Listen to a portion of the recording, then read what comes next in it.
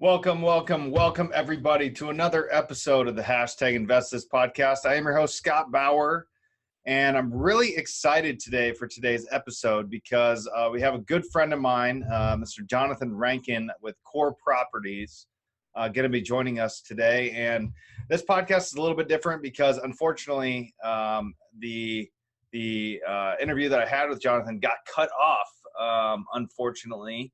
At the very beginning, and so I'm re-recording this after the fact. However, what I want you to know about Jonathan Rankin, and we're going to go into this in the episode here, but these guys crush it. He went from being an electrician to a master investor that they are now. They're out of St. Louis, Missouri, and they're just crushing it. So with that being said, I'm going to let Jonathan take over here, and I hope you really enjoy this episode. As a quick reminder as well, if you're getting value from the podcast, please go ahead and like, subscribe, and share the podcast. We're on a mission here at Invest This to really influence people and provide good quality content that they can invest in their life and their business to keep them moving forward at lightning speed. So with that being said, here's Jonathan, and we'll looking forward to this call. Thank you. For 14 years, worked in Columbia, Missouri, South Florida, the Caribbean, St. Louis until before I got into real estate, and kind of fast forwarding through the growing pains and figuring it out and all that stuff. Partnered with Rob about 5 or 6 years ago when we were kind of asking ourselves, is 2 + 2 = 6? Different backgrounds, and he was in banking and I was in construction. Both had the sales experience and kind of the business mind. So merged the companies and kind of hit the ground running there ever since. Now what we're up to. We own and operate a pretty good-sized wholesale operation where we'll probably wholesale 150 deals this year. We own about 120,000 feet of commercial space, 60 or so residential floors. Core funding, core realty. Core funding is our hard money lending arm. Core realty is our brokerage. We do some stuff with senior living. So just kind of trying to focus on the core business, wholesaling, and then other avenues to bolt on and kind of grow there. So I kind of want to start at the very beginning because I think for the listeners out there, there's some people that listen to this podcast that are on the fence about starting their own business, getting out of, the safe corporate America job, or just, maybe they're not in corporate America, but they're in a safe, secure job, right? And that's where you were as an electrician. What was the big aha for you when you're like, you know what, no, not doing this anymore. I'm going to take a risk on myself. I'm going to invest in myself and ultimately start, my own business. What was that for you? A couple of things. I mean, when I first started wholesaling and realized the potential there, it's probably one of the first things I started thinking, wow, I'm going to make more this year on the side than I'm going to make at my full-time job. So that was a big aha moment for me. And then, did that for a couple of years. And then I was at a turning point where I was deciding whether I would quit or keep working. And one of my mentors, I went to him and I said, listen, I'm not going to quit. I have a year's worth of income. That was what you kind of suggested. I've got it in the bank. I'm ready to go. And I decided I'm not going to. I'm going to buy rentals cash and, keep doing what I'm doing. And when I have enough rentals paying, my expenses, then I'm going to quit. And he said, no, you're not. You're making more money on the side than you are at your day job. What if you put 100% into it? What do you think that would look like? And then he said, listen, you got the support of your wife. That's rare in this scenario when you have a good job and you want to do something else, so that's, checking that box. And then, the last piece was, and here's how you're going to buy rentals. You're going to buy them subject to contract for deed, land contracts, owner finance deals, and you can still build your portfolio and you can go make more money. That was on Saturday in March of 13, and I quit my job the next Monday, put in my 2. It just kind of landed, and I was like, listen, I'm going to go for it. To your point, family, friends, everyone, they were all kind of like, you're an idiot. What are you doing? You got a good job. But, I'd capped out, and I would have made 10% more in that position for the rest of my life. And that just didn't work for me, so. And have no time freedom, have no ability to control, your own personal wealth. That I have there's so many things that you wouldn't have access or control to if you would have stayed in that day job. And I think for the listeners listening to this that are on the fence, you need to understand and realize that you took the risk, Jonathan, to invest in yourself. And when I say invest in yourself, I'm saying you took the chance on yourself. Who else are you going to trust more than yourself, right? Sure. So, and clearly it's worked out for you. So let's jump into the weeds there. You started off and you decided that you're going to start your own business. You're going to start wholesaling houses or whatever. I know that there's a mutual connection that got you into that by the name of Sean Terry, right? Yeah. Yeah.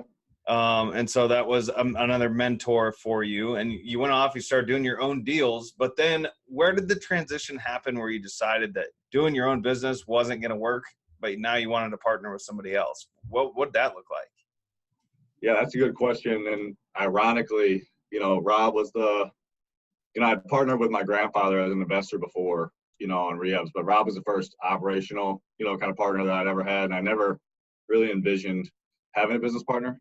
But I also realized and knew this org chart that I'd built and drawn out in the basement of my house, that it was going to take people smarter than me, in a lot of areas that I wasn't experienced in, right? And there's no point, or there's no way in the course of my life that I'm going to be able to get experience in everything to know it all. And so how do I get to my goals and get there fast, as fast as possible? And I always kind of just landed on, well, I'm going to have people smarter than me around me that are better at all the things that I'm not good at, or that I'm good at, but I don't want to be good. I want to be great, right, at everything. Right. So that was kind of like a mindset shift for me around the same time I met Rob. I was like, all right, I'm going to have to branch out and maybe not partner, but hire or leverage or give equity or something like that, to get where I wanted to be. And, met Rob and, bought some deals from him and thought, man, it's because he's buying right, background's banking. My background's, construction and operations. So, a lot of overlap there in what we're doing, but different skill sets with the same work ethic. That was also always a fear as you partner with someone, they don't work as hard as you do, and then you're disgruntled and it doesn't work and you waste a bunch of time. Right. So that was the other thing that I wanted we were really vetting out, I think, with each other was, is this person as committed as I am to getting to this pretty lofty goals. So really it's about getting to the goal, about leveraging talent, leveraging relationships, leveraging experience, in areas that I don't necessarily have it or have as much as I need today to get where I want to go today. Did I answer your question? Yeah. I mean, I think it's an ongoing question though, really, because, as you grow as a company and as a partnership and all of that, right, that it all has to migrate and grow together. And that's just part of the growing process, right? Absolutely. So, today you said that you had a pretty good sized wholesaling company. What does that look like and how, because you didn't do that overnight. I think that there's a lot of people that, and myself included a couple of years ago, where it's easier to work by yourself, right? It's easier to just go make your own money and to go do your own thing. You have all the control in the world, but how did you go from however many you did on your own, let's call it 25 or 50 properties, wholesale deals, to now you're going to do 150 wholesale deals? What does that look like in the middle? And what advice can you give for the listeners out there to grow their company, their team, their people? Yeah. So off the cuff advice I would give is, don't skip steps. Over the years, even while we've grown, we've skipped steps. And as we grow, we get further and further into the scaling of the company, the steps become more obvious and then more frustrating that you're fixing them then when you should have done it early on. So skipping steps is something, and you can critique it. Well, but hold on, because when you say skipping steps? What are you talking about? Where does somebody go to find out what those steps look like? Yeah, where do you go? I mean, your podcast, right? Right. That's right. That's exactly right. Yeah, I mean, the stuff I'm referring to specifically is building your buyers list, and working harder on knowing what your buyers really want and what they'll really buy and what criteria they'll really buy on, having that really organized, as opposed to, for the longest time, I took the approach, if I find a deal, I'll find the money. And that worked for a long time with the model that we had. We would rehab it, we would rent it, we would wholesale it, and you just pushed forward and figured it out. And at 50, 75 deals a year, I mean, you can still kind of make that work. as you scale up, you really need to have your buyers list dialed in. You're going to have your buy box for your buyers dialed in. Know that Billy buys in Floreston a 3.2 1950 or newer, and Jimmy buys in Lime, and he's got to be sub 25 all in, and Bobby buys in St. Charles. So you kind of dial in all that stuff in, because it's not scalable to do it the way we started. It's fine if you want to stop at 50 or 75, but you can't scale past without really having your buyers list dialed in, and to the point where you can get a bunch of deals and you can get a bunch of leads, but if you don't know exactly where they're going when they come in, you're either over leveraged with too much property, or you got to give them back because you don't have them sold in enough time, because you don't have the capital to take them down. So I would say that's one of the biggest pieces for us right now, is just really dialing in disposition and the deal velocity. We've gotten really good at finding deals, raising money, rehabbing, and now it's really dialing in that buyer's list and the disposition side. Yeah, I think so. Kent Clothier, obviously, you and I have been in the boardroom for a few years now, and his whole basis, when it was reverse wholesaling, so go find the buyer first, and then go find the property, right? Yep. And as time goes on, I think it's very common for everybody, once again, myself included, is to, hey, I'm going to go find a deal, because if I go to a buyer and I say, what do you want to buy? And he tells me, but I don't have a property to give him. That's something that's wrong, right? Sure. But the reality is that's not wrong. You need to go find those buyers, figure out exactly what it is that they want to buy, how much they're willing to pay, what property they're wanting to, exactly what it is, exactly on a silver platter, and then go find that product to deliver to them. Because as soon as you know that exactly what they want to buy, how much money you can make when you in your negotiation. How much you can make in your negotiation, where to point your marketing, what the marketing should say, because you know what you're looking for. Everything gets more efficient and more profitable. As you dial in, which is what you have to do to scale. Like I said, at 50 deals a year, it's fine. You can do that from your couch at home, just kind of figuring it out. But if you want to go past that, we found you got to really dial some stuff in. And the other big thing for us to get here and to scale has just been headcount. That's the team, and building the back office infrastructure, and, growing the sales team. So you have, more boots on the ground, more headcount, more appointments equals more contracts equals more deals. And I think we're both coached by one of the same guys, Brett Tanner, and that's, he's just hammering at home. He's like, listen, headcount, that's what it takes. That's where you're at. You need bodies. So yeah, good times. Dude, and that's absolutely correct. You do. You need bodies. I tried doing it all by myself for a long time, and I think that I found the cap of what you can do as a single person in a year, and that's around 55 deals a year, unless you want to work 20, 30 hours a day, right? Constantly, right? If you want any sort of time freedom at all, you're about 50 deals a year all in. So where did you go from the transition then? How did you go? Okay, so now you're going to do 150 deals, wholesale deals a year, but you also mentioned that you're in commercial space. You're also hard money lending. What was the transition? Or what did it look like to go from a wholesale operation to now you're buying commercial deals to now you're lending out money, probably, if I'm going to take a guess, on the wholesale deals that you're selling, right? Yeah. Guess where you might have told me that, right? Yeah. Yeah. The hard money lending came from really, and that's kind of, I was mentioning, like the foundation is the wholesale business.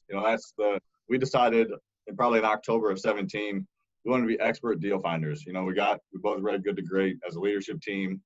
The four of us did, and we realized, man, we got a bunch of shit going on, and we're not really super focused on like the main thing, and that was wholesaling. Everything else was a parasite to the main business. The wholesaling business was getting eaten alive by all this other stuff. So decided to focus, hone in, get really great at that, and then as we got better and increased that volume, realized, well, if we want to scale and do other things and generate other revenue, rather than rehabbing 24 houses a year or something crazy like we were trying to do and doing, why don't we lend on our deals?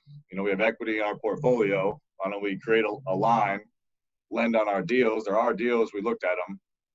More than likely the buyer is going to our competitor to get hard money to buy from us. Yep. I know the buyer. I've sold them plenty, right? So looking at more kind of like character loans, listen to their experience. They know what they're doing. I know the deal. I know the lender they're going to refinance out with. Dial all those things in. You just start looking at it going, well, why not? Why wouldn't I do it? Why wouldn't I add this piece? Because it's right there. And it took about a year to build out. We had to get someone to run it. I'm going to do a bank secrecy act and, have someone be, responsible for all the loans that we're doing and make sure we're not lending to drug traffickers and terrorists and things like that, so there's stuff that goes into it. But to your point, I mean, it's right there. And that's one of the bolt-on businesses that we started, because if I can wholesale it and then make money lending on it, and then say I'll give it to one of my realtors, at our brokerage, and we'll list it for a discount, I just turn that one transaction into a profit center 3 different times, with more effort, but not the same amount of effort it took to get the very first transaction started, right? The hard money and the brokerage side is it's closer to passive, put it that way. So that's how we kind of got going on the lending. The brokerage has always been kind of a vision of mine, because 10 sellers call you a week, for example, I can buy 3 probably, right? 2.5, are going to be deals that I can go get that are really profitable. The other 7.5, 8, they have a house and they raise their hand and said, I want to sell. I can't buy for whatever reason. So if I can't figure out a subject to or creative deal, with them, with owner financing or a lease purchase, they still need to sell their house. Yeah. They don't know how to do it, and they're calling me because they don't know how to do it. And so it occurred to me that that's an awful lot of revenue, that even if it wasn't a super profitable channel, if you could convert those to listings with a brokerage, it at least pays for your marketing. It allows you to have more confidence ramping up your marketing because you have an additional exit strategy. Back in the day when I was buying and selling and listing, it's tough when you go out and you got your hat on forward and you're like, yeah, I want to buy your house for cash, I'll give you a low deal. And they say no, and you turn your hat back around and you're like, okay, just kidding, I'll list it for you for top dollar. Just like tough conversation. So making that break of, listen, we buy houses, and my acquisition guy goes out and says, I'm going to buy your house. And if the number doesn't work, he says, you know what, I get that. Why don't I call Luntz? He's going to set an appointment. And they try and set the appointment when we're right there with the listing person to come back out, and you try and, get some as-is listings. And that's worked relatively well. We're still kind of working on that handoff, but it was another kind of bolt-on business that, as a brokerage, isn't super profitable, but it adds revenue to the bottom line on the investment side, if that makes sense. I mean, yeah. And at the end of the day, you're monetizing something, even if you're only getting a listing out of it, and you can monetize a few $1,000s out of that one deal. It's still a hell of a lot better than zero, right? Because if you just pass on the deal, you still paid for that lead, most likely, right? Absolutely. You still had the opportunity to do something with it. And I think that over time, that's over time, you make these additions, right? If you're just starting out, then it's very hard to have all these different options, right? And to understand the cycle. But how long have you been doing it total? Right at 10 years. Yeah. So, 10 years worth of experience is plenty of time, right? What do they say? 10,000 hours. Is that 10 years? I don't know. 20,000 hours. Yeah. 2,200 hours a year. Okay. Or workout. Either way, it's a lot of hours. And yeah, I mean, you're right. And even with the experience, even knowing the cycles and the different phases, it's still not easy to roll it out. I mean, it's still, like I said, it took almost a year on and off to build it out and make it legal and be good on the funding. And then I didn't start lending a whole lot. I mean, I think maybe we have $500,000 lent out right now. I mean, you got to learn it. You got to tiptoe in. You got to figure it out. And it's a lot of assignments of rents and reporting after you give the loan and loan docs. And, so it's and the brokerage is another level 10 leadership team meeting and support for the broker and training and, office meetings. And, so it's still not easy, but it's simple. I mean, it's very simple once you're in it. You understand the process. Right. And of course, this is the last thing we can say on this topic, but you got an RMELLO that works for you that's handling all of the loans, or do you pass that off? We handle we do all so we have an attorney that drafts the loan docs, and then we do it all internally. Okay. Yeah, track it all and all that stuff. Yeah. Okay. So that's kind of still on the residential side. Let's take a brief switch off here into the commercial side. How'd you get into that quickly? And, what does that look like? Yeah. So I mentioned my partner was a commercial banker for a while, a long time, 12 or 14 years. And I'd always wanted to get into commercial space. I'd always told myself residential is where you'll start, but, I wanted to fund, Blackstone is, who I look up to, in terms of equity and real estate. So I guess it was February of 16 or something like that, maybe December of 15, we got a lead. We were running down a rooftop lease for cell towers and just kind of poking around some interesting stuff. And threw a soft pass at the bank on this one building in Creve Coeur in St. Louis here. And, long story short, fast forward, race, ended up buying that building. It's a home run of a deal, great deal. And then, just always knew that we wanted to go that direction. And we had to stabilize this other thing, before we could focus on this. So, how we're getting into it now is we got the business to a point where I run a large amount of operations on the residential side, and my partner Rob's able to go and spend, a decent amount of time drumming up leads and activity on the commercial side. And how you get into it is, again, a team.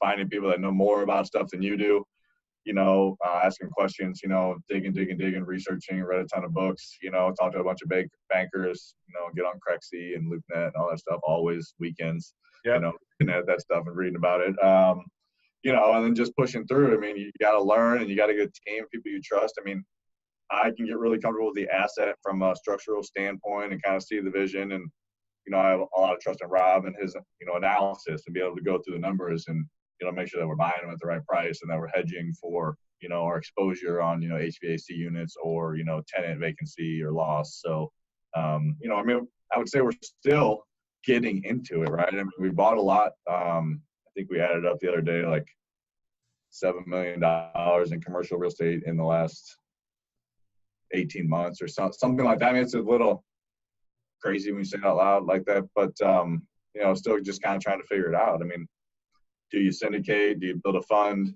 Up till now, we've just brought in equity partners, single entities for each property. So, there's a lot of stuff to still figure out, but it's exciting. It's fun. It's new. And, it probably depends on what you want, right? I mean, the complexity of the life that you want to live, what type of, responsibilities do you want to have? Because you start a syndication, then you have, you have investors that are investing in your deals, and you have a fiduciary responsibility to those people to give them, maybe not fiduciary is not the right word, but you have a responsibility to pay those people, right? You got to perform on the asset, and you're an asset manager at that point. Yep. So, pretty exciting stuff, man. And you're only doing it in one market? So I'm glad you brought that up. This is one of the powers of the boardroom. So most of it is here. We've got a deal actually under contract in Indianapolis right now, 35,000 foot complex with a Dollar General in it and an office building with actually Steve and Brian. I'm just going to say, did Steve and Brian have anything to do with it? Because I was just talking to Josh Gaiman about this earlier today. So anyway, sorry, didn't mean to cut you off. Yeah. No, they definitely called up Rob a little bit ago with the lead and said, hey, you guys have any interest? We went up in November or something just to see their operation, to see the job, just to catch up with them. It's one of the things we wish we would do more of with the people we meet in boardroom is like go see their shop, learn more about their company. So we went up there and I was like, yeah, I mean, if you guys run across any commercial, we're looking at Indy. We decided we would go within a 5 or 6 hour radius of St. Louis driving. So you can drive there and back in a day if you need to. And they're like, okay. And then it calls us up. It's like, by the way, how you said, you'd be interested in commercial. We got this, lead on this deal. And it was a 9 cap at asking price. We're like, all right, yeah, it's worth digging into. 10,000 square foot office building vacant. Looks like there's some upside, Now we're under contract doing due diligence. And now you're putting a deal together. That's beautiful. That's a beautiful thing right there. Exactly. So where do you think, let's fast forward the clock here 5 years from now. I mean, what do you want core properties to turn into? What do you want it to look like? And what can we expect to see out of you here in the future? Yeah, I love that question. So what I would love to see, and the goal is to, right now I'm sitting in a pretty heavy integrator seat, called, I guess, COO, for lack of a better explanation. Running all the companies. Rob sits in the visionary seat. And I would love to see at some point, someone rise out of the company that would be able to sit in my seat, and manage the wholesale company, manage the hard money company, manage the growth of the brokerage, on the residential side.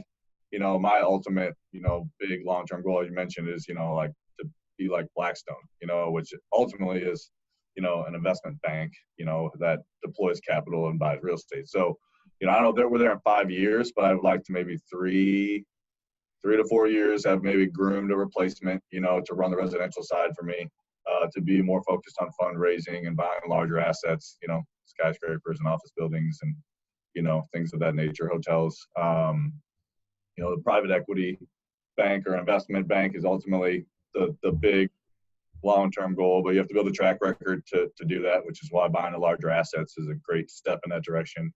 I'd say in 5 years, we're probably sitting on a pretty hefty commercial portfolio.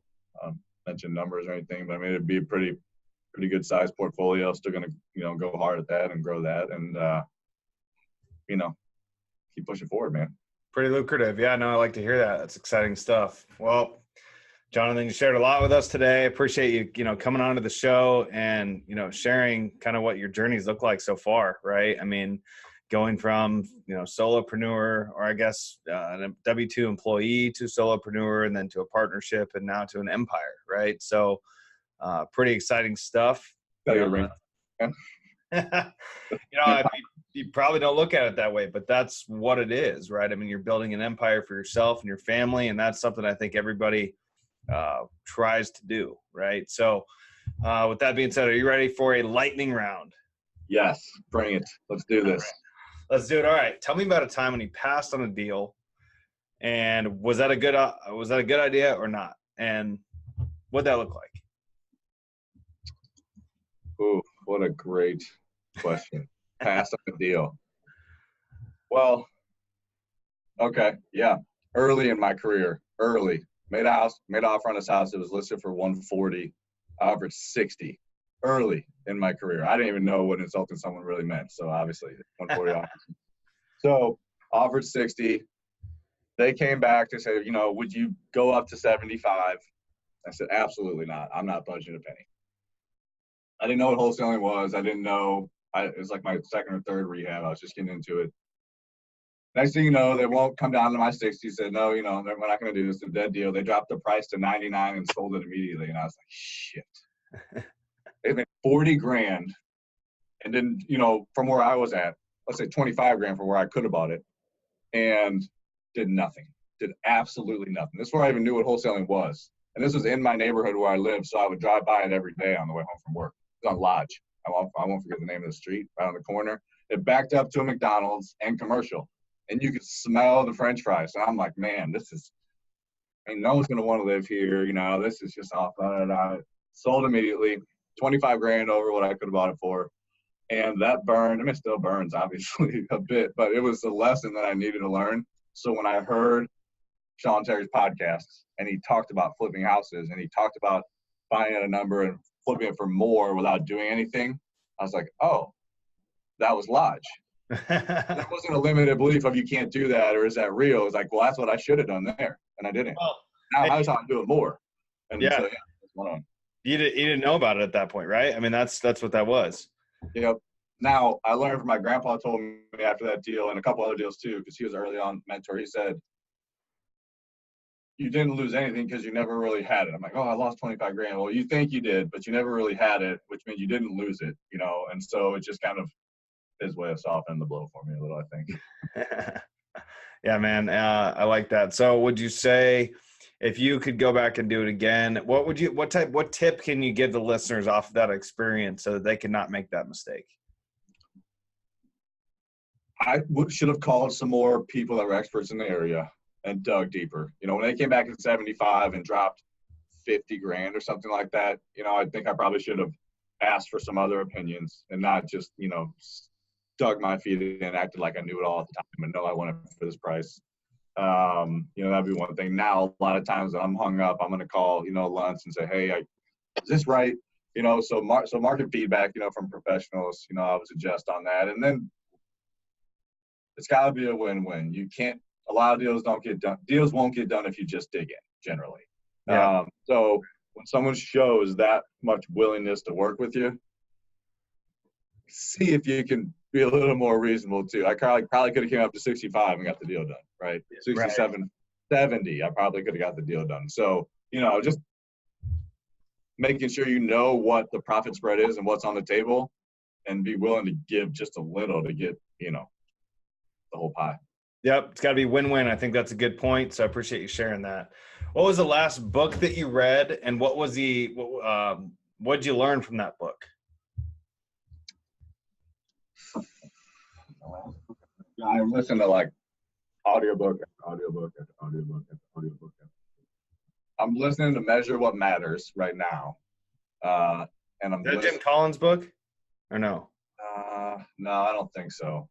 It's about Google and Bill Gates Foundation and something else. I'm reading a book called Lift, The Fundamental State of Leadership. What's the last book? I don't know what the last book I read was.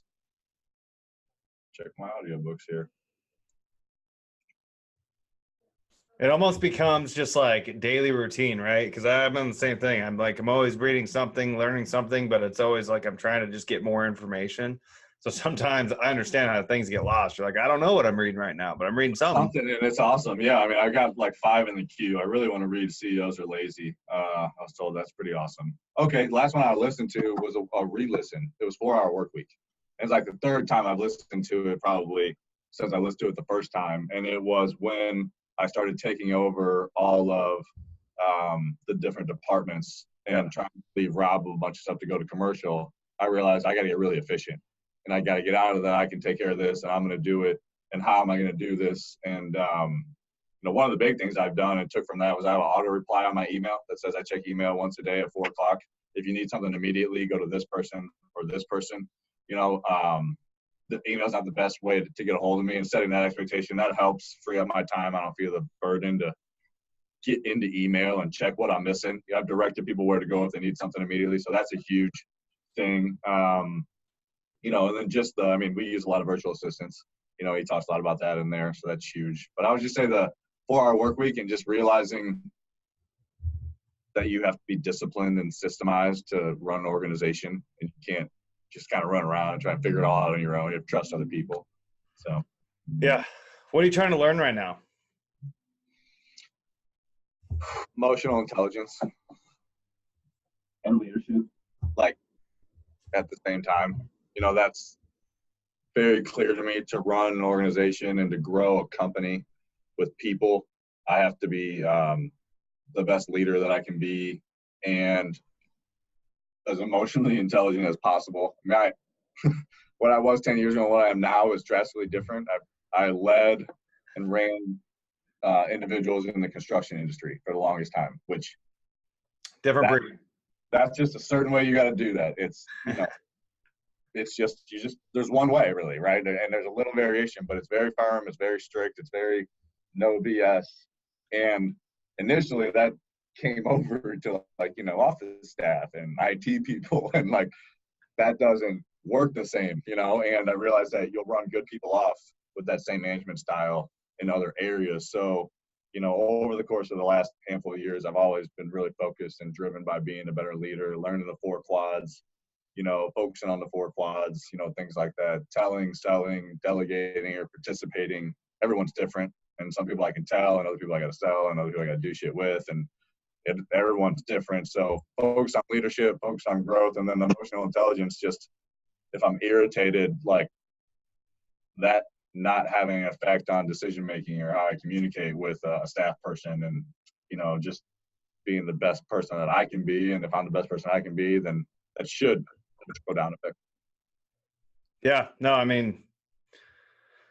it's a great point. And just leadership in general within a company can be difficult and tough. It just takes time, right? That's what it is, time, and you need to put the time into learning that skill. That's for sure. I'm also not struggling, but trying to learn it as quickly as I can, and it just takes time. So, Yep. Do you have a superpower, Jonathan?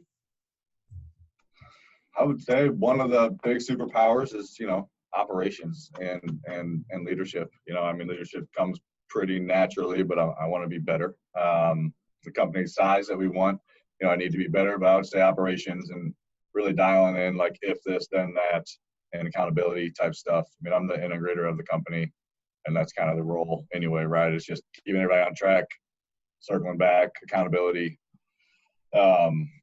quick solutions. I'm a, start fast and fix it guy, rather than paralysis by analysis. Yeah, that's the right way to go, man. Well, last thing here is how can the listeners reach you if they want to find out more about core properties, about how they can get involved? Maybe they're in your market, they want to buy from you, they want to sell to you, they want to pick your brain about how you're crushing it out there right now. How can they find you? Boom, boom.